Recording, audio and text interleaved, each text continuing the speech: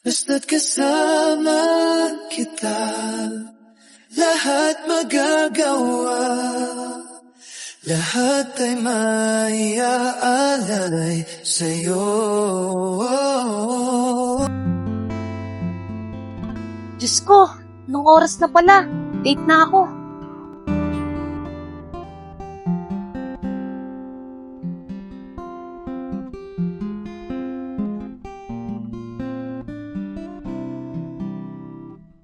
Kim, Kikay, andyan ka na pala. Bakit ngayon ka lang? Alam mo naman ang dami nating customer. Pasensya ka na, Kim, ha? Anong oras na kasi ako nagising eh. Buti na nga lang nakaabot ako eh. Sige, gasikaso muna ako dito.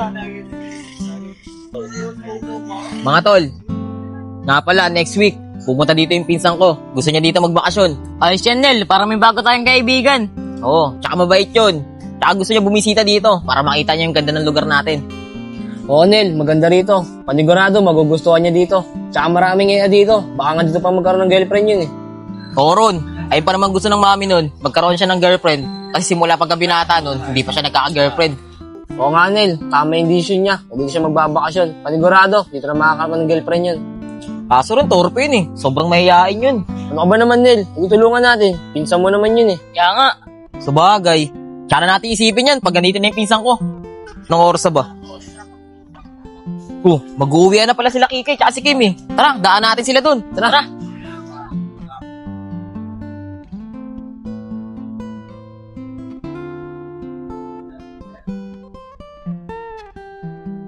Negro, may wali to. Nalaglag ng lalaki. Tara dong, umalis tayo dito. Uy, Negro, balik natin yan. Kawawa naman yung lalaki. Hindi yan. Kaya niya nalaglag to. Para sa atin talaga to. Sige na nga, tara na. Tara na, baka bumalik pa yung lalaki. Tara dong, dito tayo. Sige, tignan mo na. Mukhang malaki laman na ito, dong. Dong, walang laman. Tignan mo dun sa may zipper. Dong, paldo. Magkano yan, Negro? Ayun o, 2,000. O dong, tig 1,000 tayo. Hanip na yan. Ang laki-laki ng wallet, walang laman. Tapo mo na yan, tara na.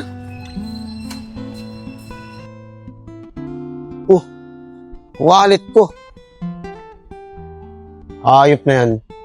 Dos na nga lang laman. Nawala pa. Kikay, uwian na natin. Tara na. Ate, dito na po kami. Salamat po. Bukas na lang po ulit.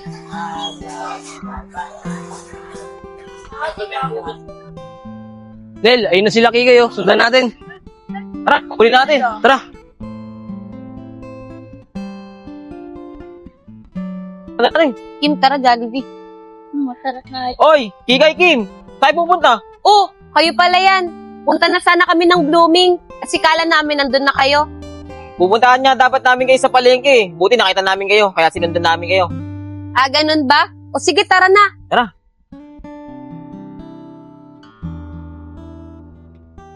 Tara, doon na lang tayo tumambay, oh.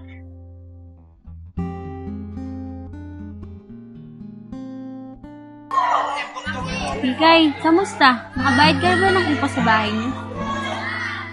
Yun nga, Kim, eh. Di pa rin ako nakakapagbayad. Sabi nga nung may-ari, paalisin mo na ako, eh. Kasi ilang buwan na akong di nakakabayad sa bahay. Sakali man na dumating yung oras na paalisin na kami sa bahay, siguro, uwi na lang kami nila nanay sa Bicol. Eh bakit Kikay? Ilang buwan na ba yung hindi niyo nababayaran sa bahay? Kim, sa katapusan, pang-4 na buwan na kami hindi nakakabayad. Tapos, ayun na rin yung last na palugid ng may-ari.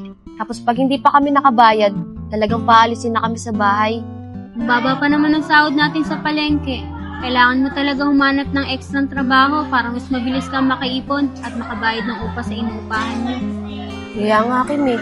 Talagang namang problema ako. Dahil hindi ko alam kung saan ako kukuha ng pera para makabayad sa upa.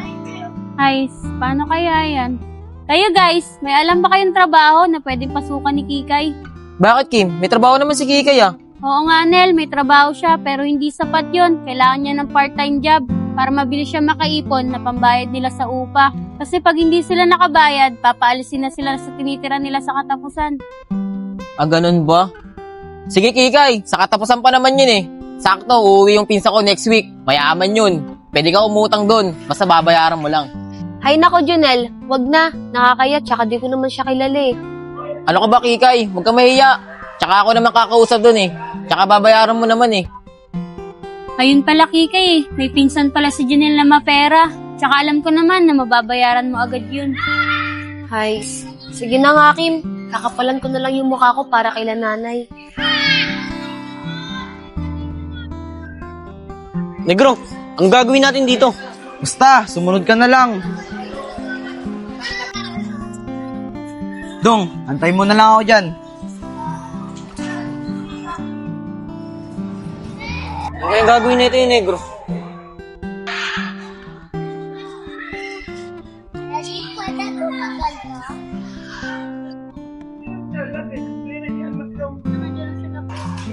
Oh, anong ginawa mo? Umikot ka lang eh. Hindi, Dong. Naghahanap kasi ako ng wallet. Baka may naiwan sila. Lakas talaga ng tama mo, Negro. Kala ko anong gagawin mo. Nagbabaka sakali lang para may pamfood trip tayo. Tara, dun tayo. Baka meron dun. Sige, tara. Samahan kita sa trip mo. Tara.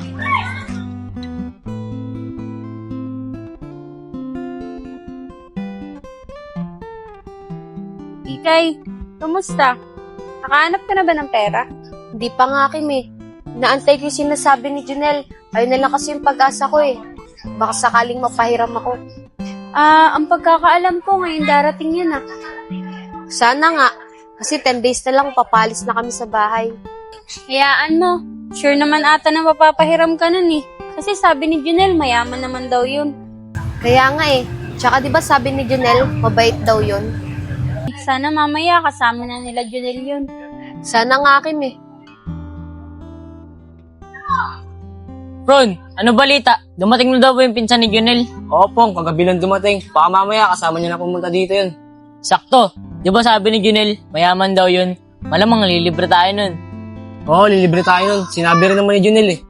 Kaya antayin natin sila dito. Sige Ron, baka papunta na rin yun. Tara Insan, dito tayo. Baka nandiyan na yung dalawa kong kaibigan, papakilala kita. Sige, pinsan. Saan kaya sila? Parang wala pa ata sila. Ayun din. Ayun yung kaibigan kong dalawa. Tara. Pongpong, Eron. Oy, Junel. Ito nga pala sinasabi ko, pinsan ko, si Justin. Justin, kaibigan ko, si Pongpong tsaka si Eron.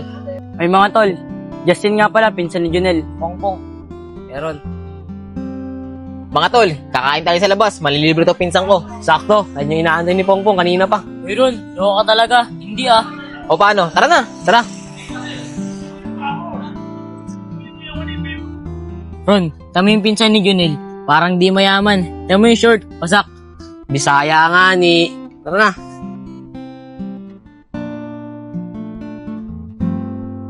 Busog.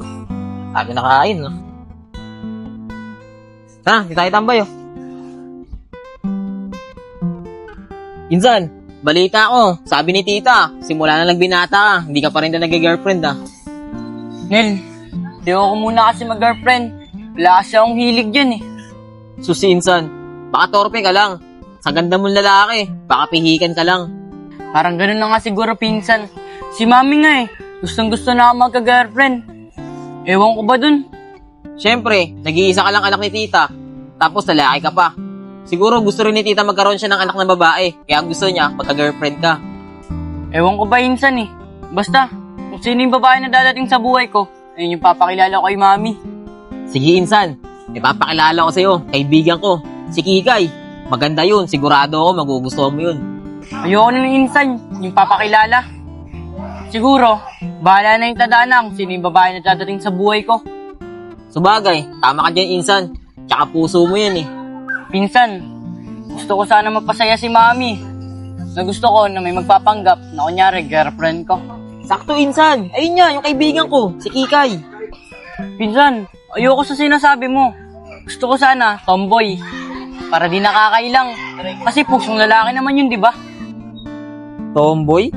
O bakit, Nel? Tomboy naman si Kikay ah. Ay, oo. Tomboy nga pala yung si Kikay. Din, mas matapang pa sa amin yun.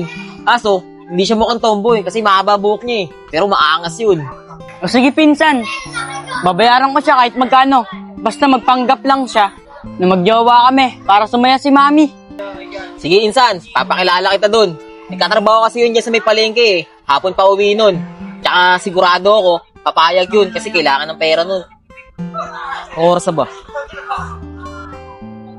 Insan, magagabi na pala. Uwi na tayo. Baka hanapin na tayo ni Mama. Tara. Mga tol, dito na kami. Bukas na lang uli. Sige mga tol, tara na pong.